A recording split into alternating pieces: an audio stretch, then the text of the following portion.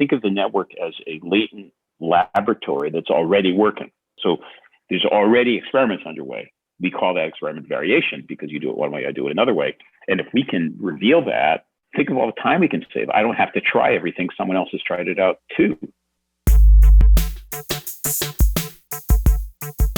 This is High Tech High Unboxed. I'm Alec Patton. And this week we are welcoming Don Berwick back to the podcast.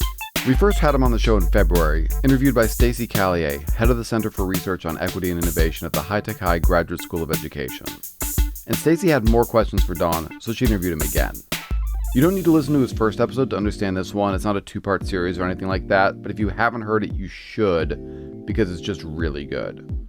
It's season 2, episode 13, and it's called Don Berwick on Improvement is Learning. Don Berwick is a pediatrician. He's also been president of the Institute for Healthcare Improvement. He served as administrator of the Centers for Medicare and Medicaid during the Obama administration, and he received an honorary knighthood from Queen Elizabeth II for services to healthcare.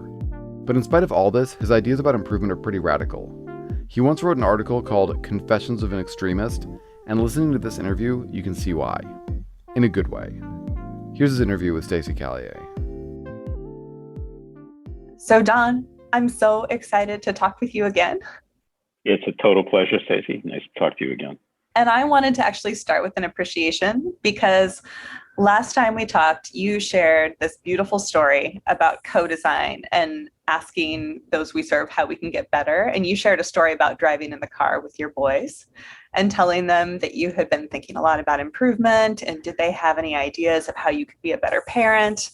And of course, they had like super thoughtful feedback, as kids often do. And I just want you to know that I thought about that story for a long time afterward, and also how after they shared some feedback, they asked you how they could be better kids, and just that beautiful reciprocity. And I think, especially right now, so many of us in education really believe in the power of student voice. But we don't always take the time to ask that simple question, like, how could I be a better teacher? And I realized, like, I certainly don't do that as a parent. So I wanted you to know that you inspired a trip to the mountains for me with my 6-year-old Asa, where I asked him that same question, how I could be a better parent. And he had amazing feedback, of course. So I just wanted to thank you for inspiring that and being that reminder and inspiration for asking that important question. How cool. I'd love to meet Asa sometime. And thanks for taking that so seriously. He is full of personality. You would love to meet him. All right. Well, so since our last conversation, I have had so many questions percolating in my brain that I wanted to ask you about. And also just dig a little deeper into some things that I know our team has been grappling with and that I keep hearing from other folks in education that they're grappling with. So I know we talked last time a lot about how do you build a culture where improvement can flourish, and how do leaders need to show up in that culture to support that? And I'm hoping that today we can dig into, like, how do we support really robust learning networks where we're like learning from variation and learning from each other, and dig into that a little more. Sound good? Absolutely. Okay.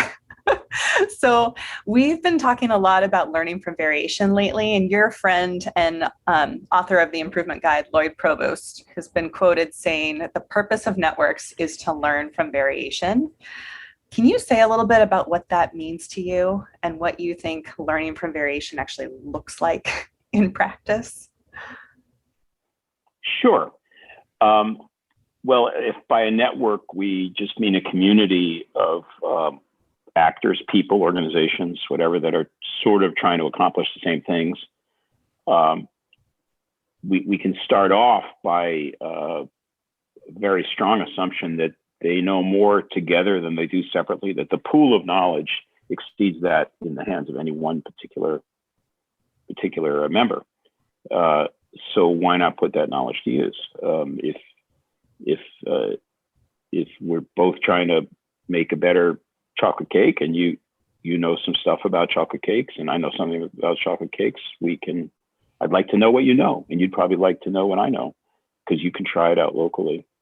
We will avoid the mistake assuming that what you're doing I can simply plug into where I am. I can't. I have to adapt it. and vice versa. But that doesn't mean your knowledge isn't valuable to me. It is. There's a social side to it also, which is change is difficult. It's uncertain. When you try to do something better, you can fail, and it's often helpful to have somebody with you who says, "Oh, I know what that's like." I mean, just the social support system of being in a network of trying to do things together. It's more fun. It's more sustaining. You can have someone can help you get up when you fall down. You can celebrate together. You can grieve together. The variation that Lloyd Provost is referring to is the observation that will be varying a lot. Like you'll do something different from me because we haven't got a standard together, and so automatically, sort of think of the network as a latent laboratory that's already working. So there's already experiments underway. We call that experiment variation because you do it one way, I do it another way. And if we can reveal that, oh my goodness, we don't think of all the time we can save. I don't have to try everything. Someone else has tried it out too.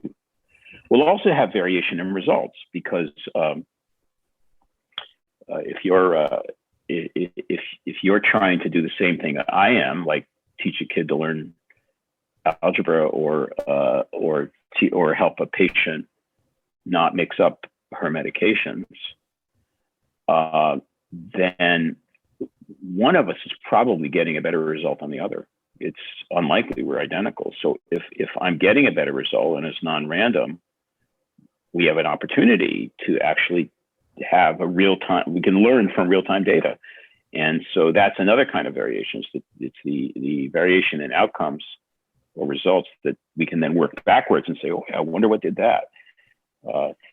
That, of course, requires transparency and the courage that underpins transparency, the courage to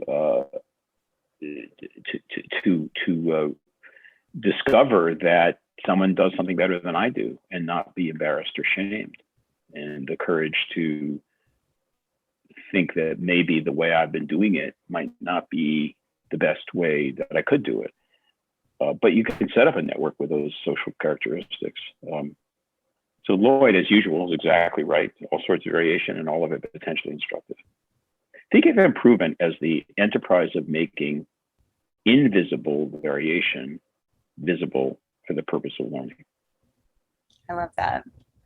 I've always appreciated that you seem to approach the work with kind of this unconditional positive regard for people. And I think that equates really nicely to like how we try to approach improvement too, is like we want to do a lot of bright spotting. Like we use that as a verb. Like we want to surface like where people are doing amazing work and dig into that and excavate it so that we can spread that to other folks and help them make sense of what that could look like in their context. Can you share a little bit about how what are helpful ways of surfacing and understanding bright spots so that other people can learn from them too? Transparency helps. An episode that I think Lloyd was involved in, I may have mentioned this in our last conversation, that always sticks in my mind is a collaborative network that I was working with on organ transplant. Does that ring a bell? Mm-mm. Well, the Secretary of Health and Human Services at the time, Tommy Thompson, wanted to have HHS support a national endeavor to increase the availability of organs that could be transplanted. A lot of people are willing to be organ donors should they die, but a remarkably small number of the available organs are actually harvested. Most of the organs that are harvested in the United States at that time were coming from about 200 hospitals, but they varied. They varied a lot in their the percentage of the available kidneys or livers or corneas that were actually harvested. The variations I remember was from about 15% of the ones that could be obtained up to over 80% of the ones that could be attained. So we, the Institute for Healthcare Improvement, formed a collaborative led by a wonderful guy named Dennis Wagner. And we invited all of the hospitals that were doing organ procurement together. We said, all right, you're varying in the percentage of organs you harvest. There are a lot of people on waiting lists for organs. Should we study how we're doing it differently? And they said yes. So the first thing we did was get the data on each place. Like I was getting 15%, you were getting 80%. I think there were a lot. I mean, I want to remember well over 100 organizations, maybe 150 or something.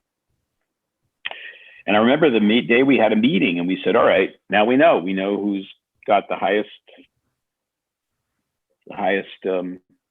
organ retrieval rate, and by the way, who has the lowest. And we said to them, do you want to light up your dots? Meaning we have a slide, we got an anonymous dots, we could put a name by every dot, and everyone here could see where they are and where everybody else is. What do you want to do? A little bit of squirming and shares, a little bit of rumbling and whispering, a little bit of groaning. And then I remember that moment when everybody said, okay, light up the dots. And there were no dissenters, and we lit up the dots. And then we knew who had the highest procurement, who had the lowest procurement. And that began a whole series of meetings and visits and rounds on what are you doing? How do you do that? How do you do this? How do you do that? And the culture of openness and exchange then became a culture of learning, and everyone got better. We say in IHI, all teach, all learn, because even the lowest procurement places were doing something different that was informative to everyone else. That was also the first time we used the live case that I mentioned in a meeting you and I were at, Yes. which blew my mind.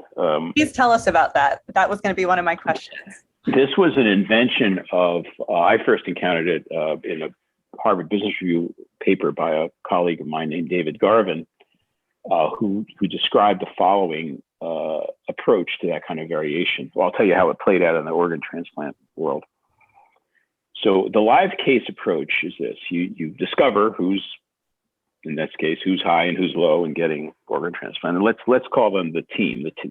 A team from the low end place, the low team, is formed, and that would maybe a surgeon and a nurse and a manager and someone else. And then there's a team at the high place, the best place. And the lowest performer team physically goes to the highest performer for a day. And that day is organized as follows. The day begins with the high performer presenting its processes in a room to the low performer. Here's how we approach organ donation procurement. And they walk through the whole thing. That's meeting number one. The second part of the day, the visiting team, the low team, breaks up and they go around and they say, well, they talked about the nurses, they talked about the doctors and surgeons, they talked about the operating room, they talked about the emergency department, and they visit all of those places and they say, well, how do you do it here? And what they discover is that the actual process is not the same as the hosts had presented. Hosts were presenting honestly. Now the visitors were learning more than the hosts knew. The third part of the day is the visitors then present to the host the actual process. They say, you said you did it this way, but actually not. What's really going on is this. And then the hosts respond and think about it. And then everybody goes home. And what happens is amazing, which is improvements everywhere. What we did in the Organ Procurement Collaborative was we then had the next session, we had the next collaborative meeting. Everybody came together, and then we had a session in which the visitor and the host, the low team and the high team and the low team, co-presented a session to everybody describing what they discovered. Now that's a culture of learning. That's a culture of improvement. Think of the trust and the transparency, and by the way, the fun and the kind of the excitement of what was being discovered. That's the live case, and it's a manifestation of the kind of culture you're asking about, Stacey. I'm really struck by that example in particular because I think we talk a lot about peer-to-peer learning, and we talk about that in schools too. But what you're describing is people seeing each other as resources in their learning, and it's going both ways. It feels very reciprocal. And that just feels they're seeing each other as, yes, each one sees themselves both as a giver and a receiver, because everybody gives the gift. Everybody gives the gift of explaining what they do, and everybody receives the gift of others explaining. It's amazing. Mm-hmm. Are there other ways you've seen that generate that same kind of like peer-to-peer learning that you would recommend? Uh, first of all, I COVID notwithstanding, I've become a real fan of visiting. I think an actual on-site visit in the workplace beats a conference room or a phone call anytime. It definitely beats a third-party learning, because a lot of places would have done this for that. They would have noticed that this hospital has the lowest procurement rate and this hospital has the highest procurement rate, and then they would have sent a team of researchers or journalists or something and said, okay, go visit here and find out what they do. No, visit here and find out what they do, and then tell us what you found. That is a very weak octane way to learn compared to the actual visiting, and then the visitors become the teachers. A couple of other ways I've seen this. One is extension agents. This is practitioners who have been successful becoming the teacher. So in that case, maybe you would have set up a system in which the surgeons and the nurses and the managers in the high performing place would be given time and support to travel around, visit places, and teach each other what they're doing. That's very powerful. Another is just observation. There was a wonderful group in the olden days called the Northern New England Cardiovascular Disease Study Group. This was the cardiac surgeons of Northern New England, and I think 6 or 7 medical centers. The government had published data on cardiac surgery survival, which showed large variation. They didn't believe it, so they organized their own private consortium to study their own outcomes. And what they discovered was the variation was even greater than the government had published. So they began quite courageously a round of visiting. So everybody visited everybody. So the surgeons from the University of Massachusetts would visit and operate with the surgeons of University of Vermont. And they began noticing things as they actually traveled and worked together. The equivalent education would be teachers who then team up and teach in each other's classrooms. Nothing beats visible participation, just being together. It really does work. That's awesome. Thank you for sharing those examples. I want to go back a little bit just to highlight what you said about third party things, because that's what I see happening in education a lot with improvement, not necessarily putting teams in touch with each other or like observing each other, but whoever the hub is, and we're guilty of this too, does a lot of work around figuring out what's happening in the places where great things are happening and then packaging it in a way so that it can be taken on by everybody, but we're kind of serving as this intermediary. And we've been thinking a lot about like, how do we just get out of the way so that we can have people learning directly from each other? So I really appreciate that push. I think it doesn't have to be an either or. There probably is a role for researchers, observers, ethnographers, and so on to say, well, we've visited these 8 places and they seem to be doing the same thing. But I think my experience is perhaps not different from others, which is that third-party document tends to end up on a shelf. You're lucky if anyone reads it, and if people read it, it's still a long way from implementation. The beauty of the visit of the actual peer-to-peer encounter is that the dynamics of learning can be so robust because, I can say, wait a minute, Stacey, you just did that. I don't understand it. That's not what you told me. Why did you do it that way? Or could you explain a little more about this? Or wait a minute, I'm left-handed, you're right-handed. How do you think that? We actually can have a dialogue, which you can never have in the third-party report. And so I find it a much more motivating, agile, instructive way to learn. It's viscous. I mean, you have to visit. That's time. It takes money and energy, but I think the payoff is well worth it.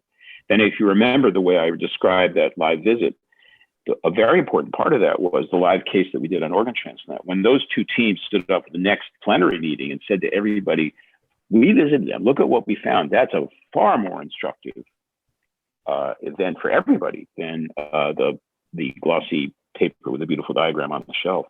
Yep. I do think that there's some importance in extracting maybe basic principles or something. So I wouldn't ever want not to have a more researchy or journalistic approach that maybe we'll get some principles out of that. But if you want change, Yeah. This reminds me a little bit of just this moment that you're talking about with the organ transplant group of, are we going to light up the dots, and are we going to like actually put our names on these things? It reminds me of this. In the last time we talked, you talked about a story, I think it was around cystic fibrosis, and Yes. how there was a consortium then all working, and they hadn't unblinded their data yet. And you described this beautiful moment where there was a parent of a child who had cystic fibrosis, and you turned to her and asked what she thought. And I think she said something to the effect of like, I don't know, but I can tell you that for my daughter, the clock is ticking. Clock is ticking. That was, Yeah, where they decided like, okay, we need to make this data public so we can learn from each other and usher in this new era of collective learning.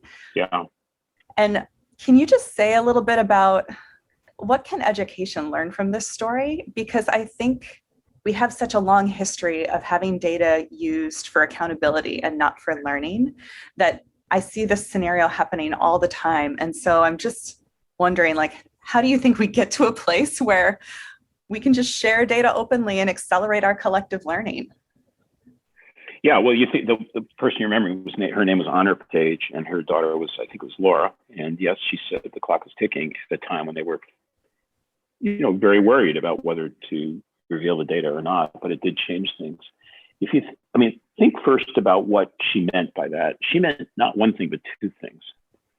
I think she meant that, look, you're worried that if I discover that the University of Minnesota is better than the University of Wisconsin, that I'll take my kid to Minnesota. You bet I will.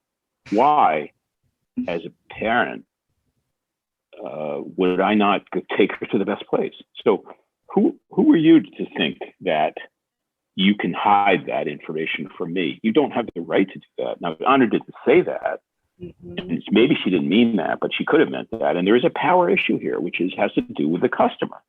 So that if in the school world, if you discover that one classroom is performing far better than another, or one school far than another, you bet I'm going to fight for my kid to be in the better one. And who are we to say, sorry, you can't know that because we don't want to give you that power? So that's part of the power shift. Of course, the rest of it is all about learning. And I think because of that fear of the power shift, people run away from the learning opportunity, which is the other part of this, which is if my kid's at the University of Minnesota and it's better than Wisconsin, can't Minnesota help Wisconsin? Can't you help those kids too? And the answer is yes, you can. You can go over and help them learn and teach. And I think that's the problem with transparency, is that both are going to operate. Don't be naive. If you show data, people will use the data. They're not stupid. But you also then have the opportunity to learn. My experience with this in healthcare is the fear is way overblown compared to the fact. So that when you actually do get over the hurdle and try to light up your dot, very little bad happens. You can imagine some bad stuff, competition and shaming and blaming or whatever, but that's gone fast and the learning can stay. And so I urge people to get over it. In education, I think it's the same thing. I mean, if there's a teacher in the school who's getting something done really well under the same conditions that others are, can't we find him or her and say, please tell us more? And if it embarrasses one or insults another, let's get over that. I think in education, the clock is ticking, because you can think you have the leisure to think about it, and next month we'll do this, and next year we'll do that. But these are kids right now in the classrooms right now who could be better off if we acted.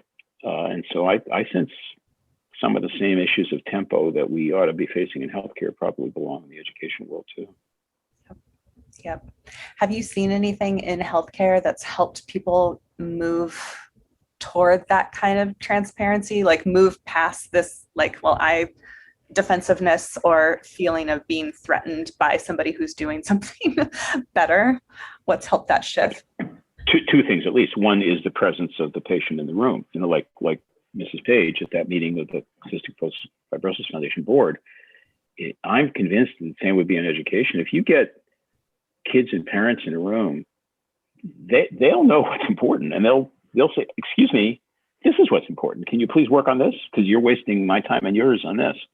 And I think it happens in healthcare, and I think it could happen in education, especially if the invitation is authentic. People are going to want to be on good behavior, and it is an art form to set up a circumstance in which they really do feel comfortable speaking up. But it's self-reinforcing. So that's one. The other is a little more. It's that learning is fun compared to accountability. And so when you actually get into the cycle and people are the dots are lit up and you're actually saying, "Excuse me, Stacey, how did you do that?" Smiles come. I mean, you start to really say it's people care about their work.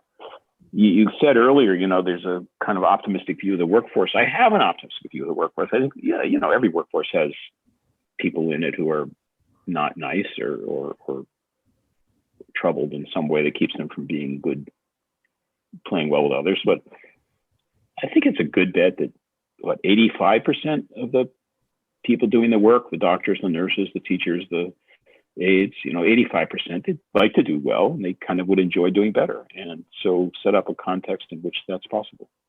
Yeah.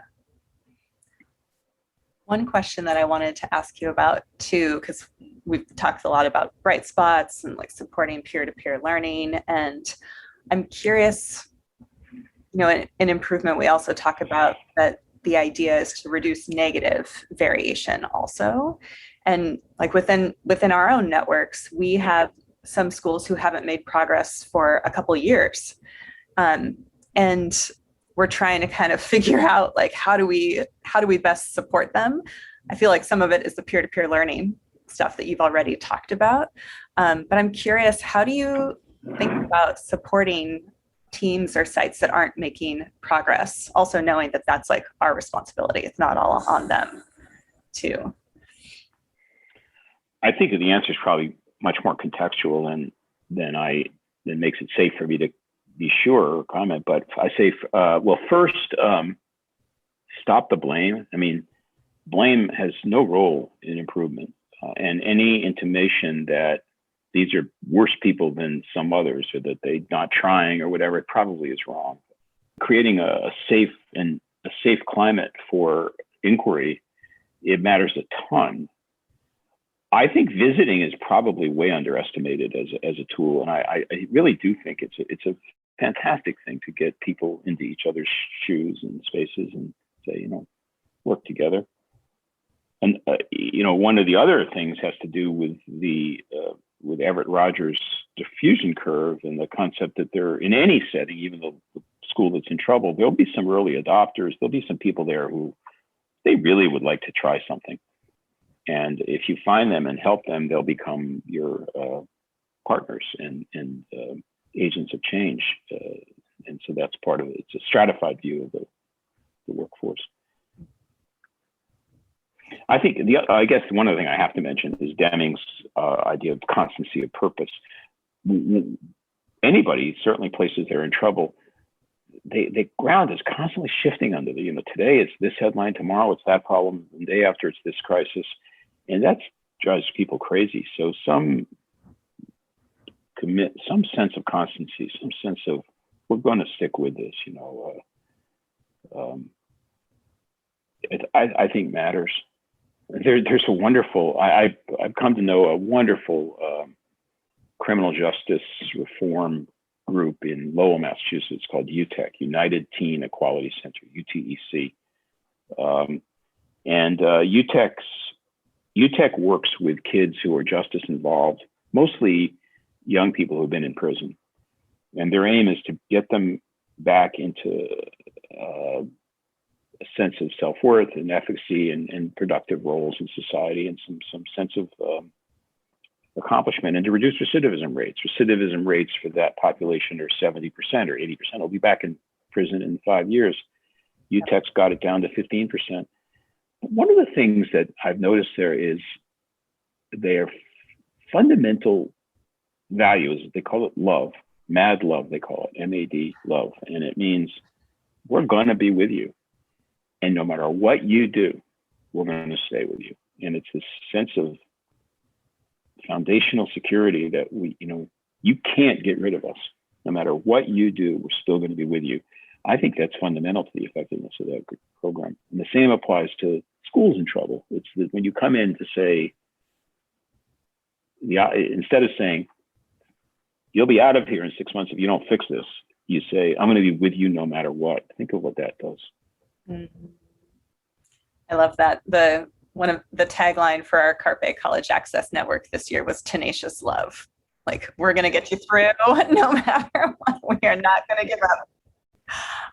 So this kind of something you said just a minute ago around kind of moving past this, like, doing harder. I think that's trying harder. Yeah, trying harder. Like, I think that's something we encounter a lot in improvement, that takes some shifting out of, like, how do you move folks from, like, I'm just going to keep trying harder, to, like, really rethinking their systems. Do you have any thoughts about that? How to move? W. Edwards Deming, he wrote, trying harder is the worst plan. And yeah, there's a logic here. Let me be a wonk about this. So what's the fundamental science of improvement in my world? It's system science. And it's the idea that every system is perfectly designed to achieve the results it gets. So if you have a certain death rate in your cardiac surgery unit, or math readiness achievement in your school, that performance it's the property of the system. The system's perfectly designed to get you that number. Those numbers vary, so there'll be common cause variation, random variation. So it's not the same number, but it's in a band. There'll be variation. In order to be better, fundamentally, you have to change the system, because you need a system with a different characteristic. That could be any number of changes, hundreds, thousands of changes might make a difference. But pushing the current system, no, it's going to get you what you've got. So with Deming, when you try harder, you get a little blood from the stone. That day, that effort, you'll get a little. You will get a little, often at the cost of demoralization and pressure and pain, but you'll get a little more. When Deming said trying harder is the worst plan, it's defective first, because it isn't change. It's the opposite of changing a system, which should make things easier, by the way. Mm-hmm. And second, it temporarily reinforces your belief that you could squeeze more out of the system. It's really toxic. It's a very bad thing. And so, and it's everywhere, if it's just a matter of trying. The other thing is, trying is a personal thing. So, most of the performance we're seeing in healthcare, and I suspect schools, is coming from interdependency. I'm sure teachers are important. I'm sure doctors are important. But overall performance is not about this teacher doing that, I don't think. It's about interactions and relationships. And so when you say try harder, you usually mean you try harder, you individual try harder, you be a hero. You overcome this obstacle, when actually that's the wrong answer. It's got to be done together. Yeah. How do you shift people from this trying harder to, like, revisioning the system and rethinking the system? I wish I knew. I do believe it's highly leadership dependent. So in a hospital, we look to the chief of medicine or the chief of surgery, to the head nurse, to the CEO, to the CMO, CFO. Because when the leadership changes, and that has to include the board, then you can start to create the possibility of a different approach to variation and conditions for learning. In a school, I'm not sure yet. I suspect principals, superintendents, district leaders, boards of education, I think they probably matter. And so can we get their attention and help them start to rethink the conditions that they'd like to create in schools to permit learning to occur? My more optimistic moments, I say, look, even if the CEO is not on board, even if they just use the try harder mode, you use doctor, you nurse, you teacher, you have some span of control. There is something you control in that box. You can behave this way. You can take learning to that scale and create an environment where it's safe to celebrate defects and study variation and light up the dots and all of that, just locally in your own little place. And so that's another answer. Yeah, I love that. Just kind of like, don't lose sight of your own locus of control. Yeah, try to do that. Yeah. Yeah. The other thing you can do, the other piece of advice there always is, we say in IHI, never worry alone. Find 2 other teachers that want to do it, because a group of 3 is more than 3 times as sustaining as one. It's geometric, not arithmetic. So even a small group can do more than it thinks if it gets together. Yeah, great. Are there other things that, when you think about where or why improvement efforts stall, are there other reasons that come up, and kind of, if you want to offer some antidotes or like things you've seen that have helped with typical stalls? Yeah. Again, I know much more about healthcare than education. One is a crisis can stall improvement. The headline, suddenly there's a scandal and everybody rushes to that place, and it sort of proves that the constancy is not there. The antidote to that one, to me, is the leader who says, "Yeah, we're going to deal with that, but hey, everybody, let's remind ourselves, we're here to do this. This is what we're working on, and we'll solve this problem." But did not become the key thing. Or even better, I'll take care of it. I'm going to open an umbrella. You keep your work going. That's rain. I'll take care of the rain. But don't get seduced by crises. Another is change of leadership. This is leadership dependent. So when a chief executive leaves or a principal leaves and the new one doesn't understand this, doesn't have this theory, then you can rapidly run aground. I've seen that happen at entire hospitals where improvement has run aground because the new CEO isn't interested in it or doesn't know it. The prevalence of outmoded and destructive habits, like, for example, pay for performance, is a very bad idea for improvement. It creates winners and losers.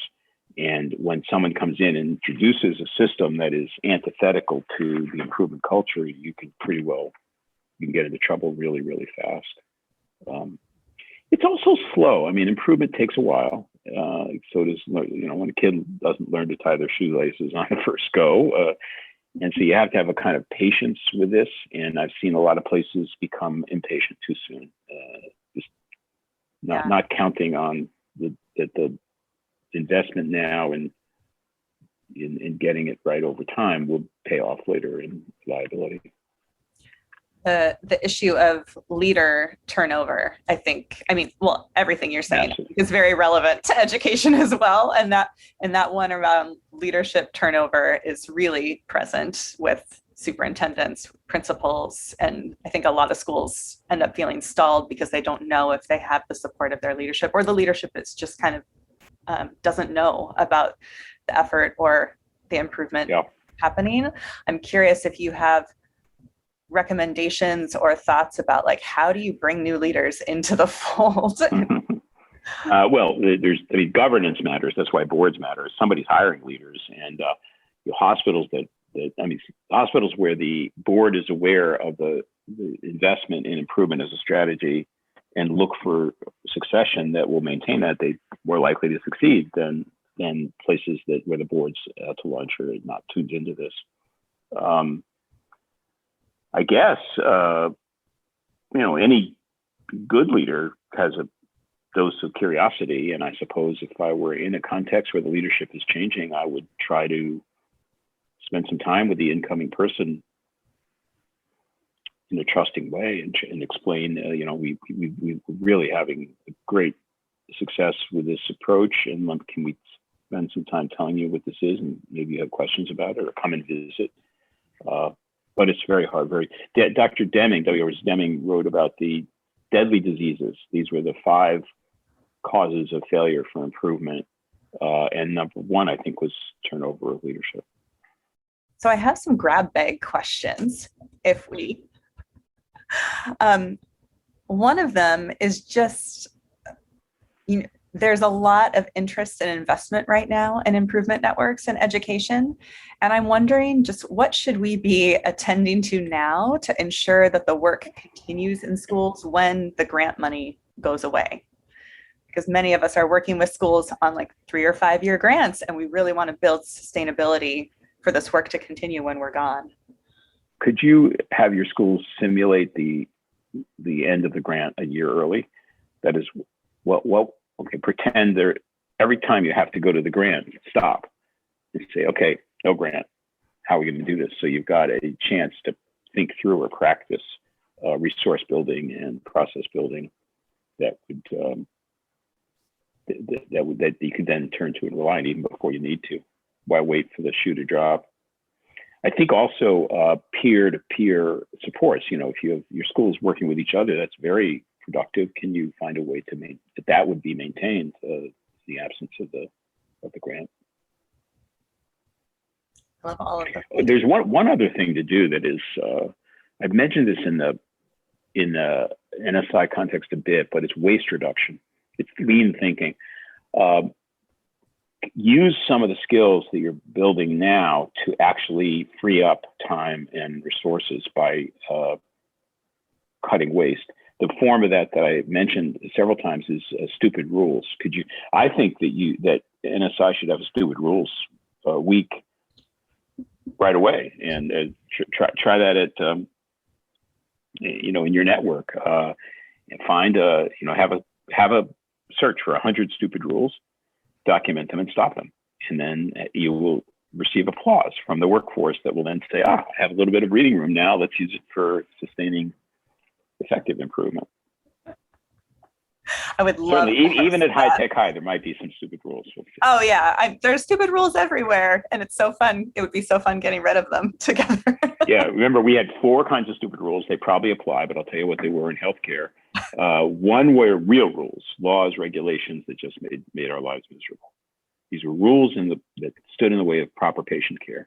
Second were administrative rules, that is within school, within hospital rules, where there was no regulatory agency. The CEO or the COO could say, nope, we're not going to do that anymore. Third were habits. These are, it's not a rule at all. It's just that this is the way we do things around here. But then you say, well, why? And then the fourth were myths, which is there is a law that says, but then you actually look for it and there is no law. There is no regulation. So that was it. Myths, habits, administrative prerogatives, and real rules. Well over, I think, 85% of the stupid rules were not laws or regulations. They were totally within the scale, within the span of control of the organization or the workforce itself. Okay, well, when we host our first one, I hope you'll come. That would be so. I will. That would be so cool. Yeah. Okay, I have 2 last questions that I know we can get to by 11. But so one of the things is I'd love to hear just what have you learned that's most important to consider when thinking about measures or data for improvement? Because data continues to be such a hang up for us in education in many ways. And I'm just curious what you've learned about how to make it most useful and meaningful. It's a long list. I think, okay, so immediacy matters. That is, the fresher, the greener the data, the closer to my action the data are, the more useful it will be to me. Don't tell me my performance last year. I don't care. Last year's gone. Tell me my performance the last hour, last minute. So proximity to the current time, focusing on what matters, so that, if it's a stupid measurement, it's a stupid rule. And so people should look at it and say, oh yeah, that's what I meant. That's what I wanted. That's what I want to do. Another is the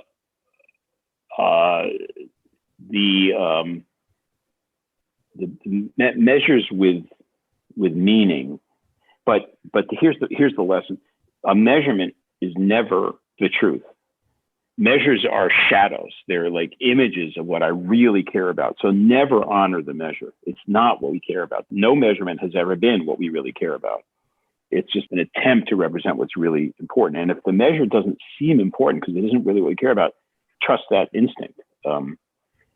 I think a last point is the voice of the patient, and in your case, the voice of the student and family, is the best measurement. If I ever had to choose only one thing, it would be turning to a patient saying, how did it go? That beats everything else, because they know. In the end, that's what we're all about. Cool. Okay, last question. I know you're off for a summer of writing, and I'm curious just to hear if what's one idea you're hoping to get out into the world right now? Well, it's a particular thing I'm writing. I'm writing a book about a patient of mine, and who had a serious disease, and we cured it, but whose health and well-being depended on a lot more than the medicines we used. I mean, it's this eye-opening understanding of what actually generates full lives and health, robustness and well-being, and it's how to widen the zoom lens. So we're trying to help people. It's in the context of their whole lives, not just the pills we happen to have in a bottle. Is there anything else you want to say? Thank you for the chance to talk with you. It's always a pleasure. Thank you so much, Don. I really appreciate it. It was so much fun. Say hi to my friends there. I look forward to the next time. I will, for sure. Okay.